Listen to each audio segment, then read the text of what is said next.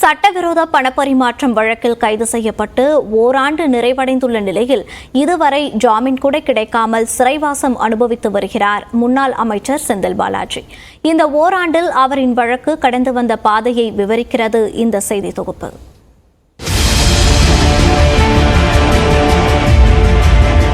இப்படி ஜெயலலிதாவின் செல்லப்பிள்ளையாக பார்க்கப்பட்ட நிலையில் இருந்து முதலமைச்சர் மு.க. ஸ்டாலினின் நம்பிக்கை நட்சத்திரமாக மாறியவர் முன்னாள் அமைச்சர் செந்தில் பாலாஜி. தன்னுடைய பணிகள் மூலம் நம் உள்ளங்களை பெற்றிருக்கக்கூடிய சகோதரர் செந்தில் பாலாஜி அவர்களுக்கும் மாவட்ட கழக செயலாளர்களுக்கும் நிர்வாகிகளுக்கும் என்னுடைய நன்றியையும் வாழ்த்துக்களும்.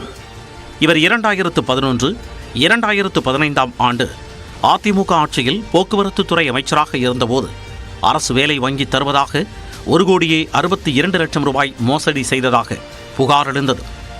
இந்த புகாரில் மத்திய குற்றப்பிரிவு போலீசார் வழக்கு பதிவு செய்த நிலையில் இருதரப்பிலும் சமரசம் ஏற்பட்டுவிட்டதாக சென்னை உயர்நீதிமன்றம் வழக்கை முடித்து வைத்தது. இதை எதிர்த்து போலீஸ் தரப்பில் உச்சநீதிமன்றத்தில் வழக்கு தொடரப்பட்டது.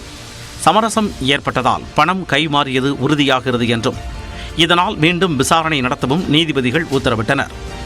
உச்சநீதிமன்ற உத்தரவை அடுத்து வருமான வரித்துறை அதிகாரிகள் செந்தில் பாலாஜிக்கு சொந்தமான இடங்களில் சோதனை செய்தனர்.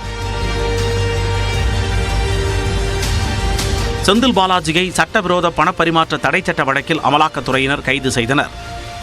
ஆனால் பல மணி நேரம் விசாரணை வளையத்திற்குள் அமர வைக்கப்பட்ட செந்தில் பாலாஜி நெஞ்சுவலி காரணமாக உடனடியாக மருத்துவமனையில் அனுமதிக்கப்பட்டார்.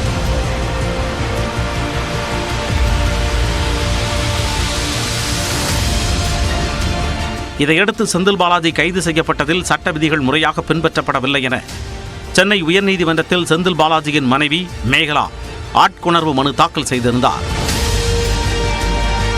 இந்த மனுவை விசாரித்த நீதிபதிகள் நிஷா பானு மற்றும் பரத சக்கரவர்த்தி அமர்வு மாறுபட்ட தீர்ப்புகளை வழங்கியது. இதைத் தொடர்ந்து இந்த வழக்கை விசாரித்த 3வது நீதிபதி கார்த்திகேயன் மேகலாவின் மனுவை தள்ளுபடி செய்யும் நீதிபதி பரத சக்கரவர்த்தியின் தீர்ப்பை உறுதி செய்தார். இதையடுத்து புழல் சிறையில் செந்தில் பாலாஜி அடைக்கப்பட்டார்.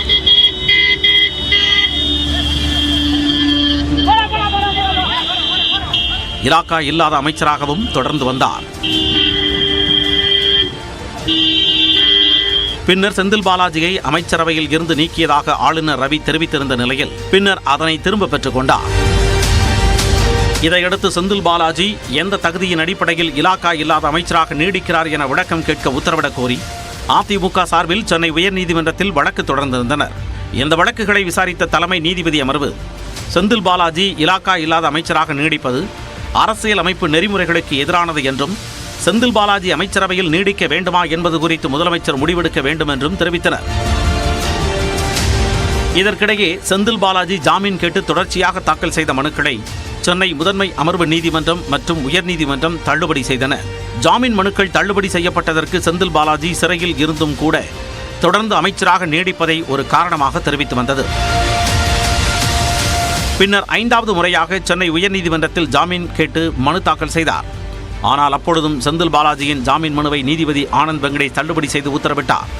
அதேபோல் அமலாக்கத்துறை வழக்கை தினசரி அடிப்படையில் விசாரித்து 3 மாதங்களில் முடிவெடுக்க வேண்டுமென காலக்கெடு நிர்ணயித்தும் நீதிபதி ஆனந்த் வெங்கடேஷ் உத்தரவிட்டிருந்தார். இதற்கு எதிராக உச்சநீதிமன்றத்தில் செந்தில் பாலாஜி தொடர்ந்த வழக்கு இன்று வரை நிலுவையில் இருந்து வருகிறது. இதன் பிறகு அமலாக்கத்துறை வழக்கில் இருந்து தன்னை விடுவிக்க கோரி சென்னை முதன்மை அமர்வு நீதிமன்றத்தில் புதிய மனு தாக்கல் செய்திருந்தார். இந்த மனு மீதான விசாரணை முடிந்து தீர்ப்பு தள்ளி வைக்கப்பட்டிருந்த நிலையில் நீதிமன்றம் உத்தரவிட்டும் அசல் ஆவணங்களை சம்பந்தப்பட்ட வங்கி வழங்கவில்லை என தெரிவித்து செந்தில் பாலாஜி தொடர்ச்சியாக மனுக்களை தாக்கல் செய்தார். இதன் காரணமாக இந்த வழக்கின் தீர்ப்பு வழங்கப்படாமல் தள்ளி வைக்கப்பட்டது. இதுவரை 38வது முறையாக செந்தில் பாலாஜியின் நீதிமன்ற காவலை சென்னை மாவட்ட முதன்மை அமர்வு நீதிமன்றம் நீட்டித்துள்ளது குறிப்பிடத்தக்கது.